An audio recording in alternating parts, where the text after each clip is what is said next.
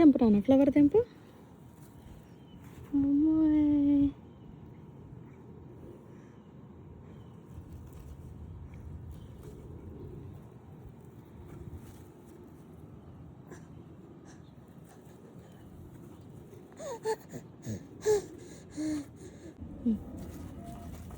అమ్మో, అలా తెంపాలా? Flower తెంపు, flower తెంపు. తన్నొద్దు. అమ్మో, ఫ్లవర్ అమ్మకి ఇస్తావా?